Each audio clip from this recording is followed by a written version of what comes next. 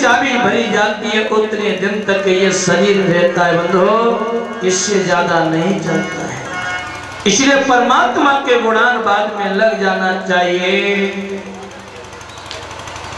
भगवान ने ग्वाल बादशाह से कहा है, ग्वाल बालू सूर्य का परम भक्त है।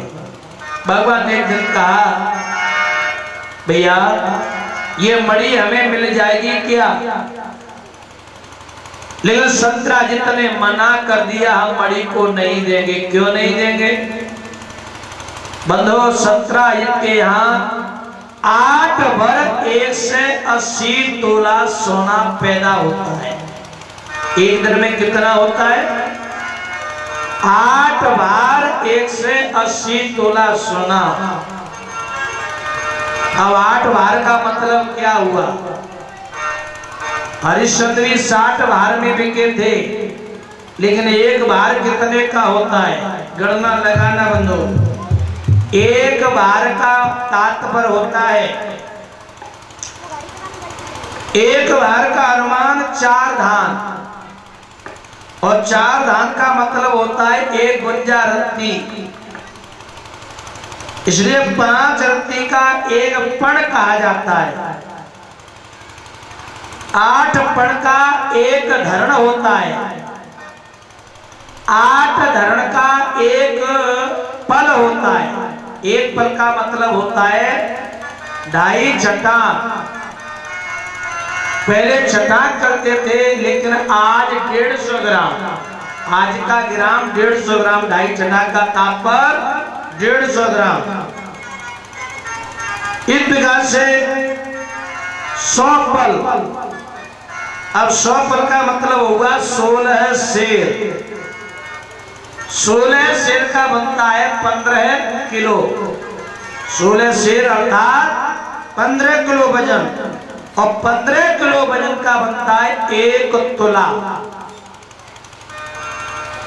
अब 20 तुला का भार हुआ। 20 तुला का मतलब हो गया 300 किलो। अब जब 300 किलो वजन होगा तब हमारा एक भार है 20 तुला का 300 किलो, और 300 किलो का एक भार है। अब इसका गुणा कर दो। हरिश्चंद्र वाला 60 गुणे 300, इतना किलोग्राम बन जाएगा। और 8 भार 8 गुणे 300, इतना कुंटल सोना। 8 बार 180 तोला सोना। जिसके घर में इतना सोना पैदा हो तो कौन मणि देगा? इसलिए मणि नहीं दी। आज चला गया सत्राजित। एक दिन प्रसेन इसका भाई था, सत्राजित का मणि को बांध करके बंधु हो गया और वन में चला गया। और वन में क्या किया? एक शेर ने घोड़े को मारा, प्रसेन को मारा, और मणि को जबरदस्ती छीन लिया। दोनों को मार करके शेर लेके जा रहा था। उस वन में ऋक्षराज जामवान रहता था। जामवान ने क्या किया? ऋक्षराज जामवान ने शेर को मारा है, और शेर को मार करके मणि को ले गए। अपनी गुफा के अंदर चले गए। अपनी कन्या जामवती को ये मणि दे दी, और मणि को लेके कन्या खेल रही है। भगवान को मिथ्या कलंक लग गया। मेरे भाई को इस कृष्ण ने मरवाया है। अब भगवान को मिथ्या कलंक क्यों लगा? भगवान ने भादव मास के शुक्ल पक्ष चंद्रमा का दर्शन कर लिया था। आगे आने वाला है। उस दिन मानव को चंद्रमा का दर्शन नहीं करना चाहिए। क्यों? चंद्रमा को श्राप लगा है। इसलिए जो कोई भी चंद्रमा का दर्शन कर लेता उसे मिथ्या कलंक लग जाता है। अब ये श्राप क्यों लगा? एक बार गणेश जी अपने कार्य को निमित्त करने के लिए मार्ग में जब चले जा रहे थे, गणेश जी ने देखा चंद्रमा की बड़ी कांति है, बड़ी सुंदर कांति। चंद्रमा को कांति को भगवान गणेश जी ने ऊपर मुंह करके देखा, और नीचे रहे कीचड़ में चौपट रपट पड़े गिर गए। चित्त गिर पड़े।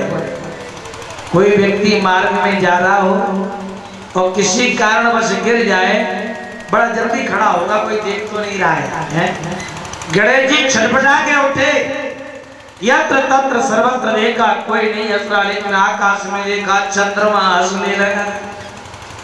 गणेश जी ने श्राप दे दिया, रे चंद्रमा तू मुझे देख के हंस रहा है, जब मैं तुझे श्राप देता हूं कि आज के दिन जो तेरा दर्शन करेगा उसे मिथ्या कलंक लग जाएगा। आपने देखा चंद्रमा में काले काले धब्बे दिखाई देते हैं, ये श्राप, इसलिए करना नहीं चाहिए।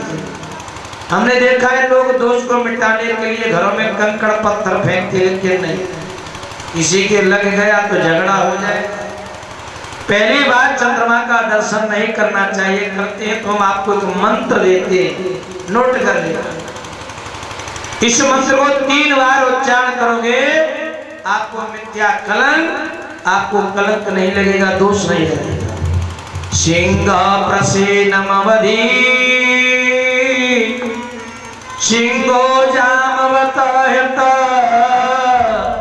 सुकुमारो मारो कमड़े। इस मंत्र को 3 बार उच्चारण कर लो बंधो, मिथ्या कलंक नहीं लगेगा। अब भगवान मणि को ढूंढने के लिए गए, आगे देखा भगवान ने घोड़ा मरा हुआ पड़ा है। आगे गए, सत्राजित के भाई प्रसेन मरे हुए पड़े हैं। आगे गए, बलवान शेर मरा हुआ पड़ा है, मणि बड़ी सुंदर गुफा देखी। आगे ग्वालों आप लोग बाहर रहना, मैं अंदर जा रहा हूं देखने के लिए। अब भगवान ग्वाल वालों को तो बाहर खड़ा कर गए और भगवान अंदर प्रविष्ट हो गए। मणि लेके खेल रही थी, भगवान को देख करके चीखने लगी कन्या, उपधाता चक्रोशी, चीख निकल गई। तब ऋक्षराज जामवान आया दौड़ा दौड़ा। भगवान का युद्ध ऋक्षराज जामवान से हुआ। 1 दिन 2 दिन नहीं, 27 दिन हो गए। ऋक्षराज जामवान की नसें फीकी पड़ गई, ढीली पड़ गई, चढ़ों में गिर गया। प्रभु आप कोई ऐसे वैसे मनुष्य नहीं हो, आप साक्षात परमात्मा हैं, आप मुझे क्षमा करो, क्षमा करो। भगवान कहने लगे इसमें तेरा दोष नहीं, दोष तो मेरा है। जब त्रेता का समय था, उस समय राम रावण का युद्ध हुआ था और तो मेरी सेना में थे। एक दिन आपने कहा था, हे प्रभु मेरी भुजा सिर आ रही है, मेरे लिए लड़ने के लिए कोई योद्धा नहीं मिल रहा। मैंने कहा जाओ द्वापर में मिलेगा। हे जामवान तुम त्रेता के जामवान हो, अब द्वापर आ गया है, तुम बूढ़े हो गए हो, इसलिए जामवान ने कहा महाराज बुढ़ापा आ गया है, शिथिल शरीर है मेरा, आप उद्धार करें और ये मेरी कन्या है, ये कन्या के साथ मेरा विवाह करें। ऋक्षराज जामवान ने अपनी कन्या जामवती को दे दिया और भगवान के साथ विवाह कर दिया। मणि को दे दिया और मणि लेके भगवान आ गए।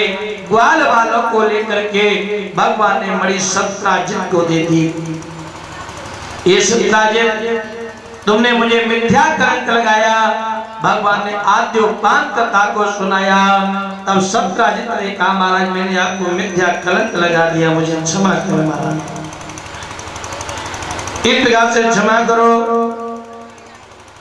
कृष्ण कृष्ण महाभागो महायोगीश्वर,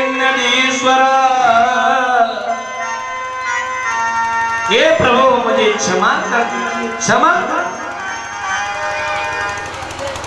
आज उसी समय जाकर के भगवान ने सत्राजित को क्षमा किया है।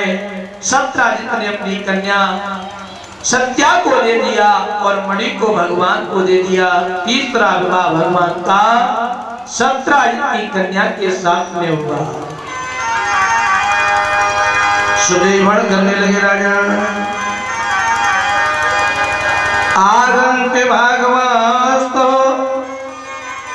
स्मात भार्या साग्रजं पुरो सतधान्वा नदेवे हंतो अंतर्मणि ततः।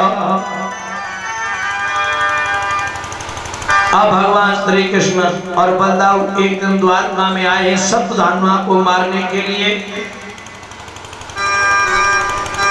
सतधान्वा ने क्या किया, अक्रूर और कृतमावा से सहायता मांगी। अक्रूर और कृतवर्मा से सहायता मांगी है। अक्रूर जी ने कहा ये तो महाबली है, हम सहायता नहीं कर सकते,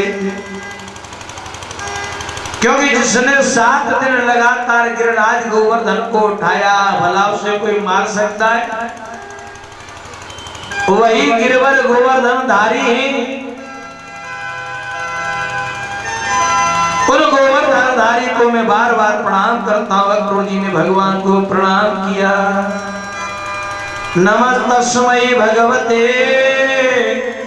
कृष्णाय अद्भुत कर्मणे अनंतायादभूताय प्रतापात्मने नमः। अक्रूर जी ने उनको अनंत नाम वाले भगवान श्री कृष्ण को, अद्भुत कर्म वाले भगवान वासुदेव को नमस्कार किया। आगे चलकर के भगवान एक समय के बाद समय व्यतीत हो जाता है। अब भगवान द्वारका में बैठे हुए हैं। भगवान ने क्या देखा, भगवान ने आगे चलकर के बड़ा स्वामी दिखाई दिया। ग्वाल बालों के साथ बैठे हुए हैं। एकदा पांडवानः दृष्टं प्रोक्तान् पुरुषोत्तमः इंद्रप्रस्थं श्रीमान् योधानादिर्वितः।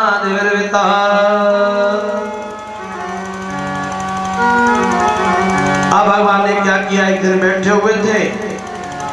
इस प्रकार से जब भगवान दिव्य धाम में बैठे हुए थे ग्वाल बालों के साथ में, आगे चलकर के भगवान द्वारका वासियों से कहा, हे द्वारका वासियों, अभी मुझे अनेक लीलाओं को करना है। अर्जुन ने कहा, महाराज लीला करेंगे, चलो वन में विचरण करेंगे। अर्जुन ने जब कहा तो भगवान उसी समय रथ लिया। रथ लेकर के अर्जुन को लेकर के महाराज वन के लिए चले गए, शिकार के लिए जा रहे थे। भगवान ने अब यमुना के किनारे एक सुंदर युवती को जाकर के देखा। अर्जुन से कहा, अर्जुन ये सामने युवती कौन है, आप जाकर के देख करके आइए। अर्जुन गए। क्वात्वं काश्यास शृणोषि कुतो अस किंचिकीर्षसि। सुंदरी तुम कौन हो, किसकी पुत्री हो और यहाँ कैसे आई हो, क्या चाहती हो, आप ये बताओ। आज कन्या ने कहा, कालिंद्री ने कहा, महाराज अहं देवस्य सवितुर द्वैता पत्यमिच्छति विष्णु वर्ण्यं वरदं तपा परमास्थितः। हे वीरपुत्र, मैं सूर्य की पुत्री, मेरा नाम कालिंद्री है। मैं अपने पति को ढूंढ रही हूँ, तप करने के लिए आई हूँ। भगवान विष्णु को अपना पति बनाना चाहती हूँ। मेरे पति हो तो विष्णु हो। मेरा नाम है कालंद्र, कालिंदी समाख्याता बसामे यमुना जले। कालिंद्री मेरा नाम है, पिता द्वारा बनाए गए महल में श्री यमुना जी में रहती हूँ। महाराज अब न जाने मुझे दर्शन कब मिलेंगे। दर्शन दो घनश्याम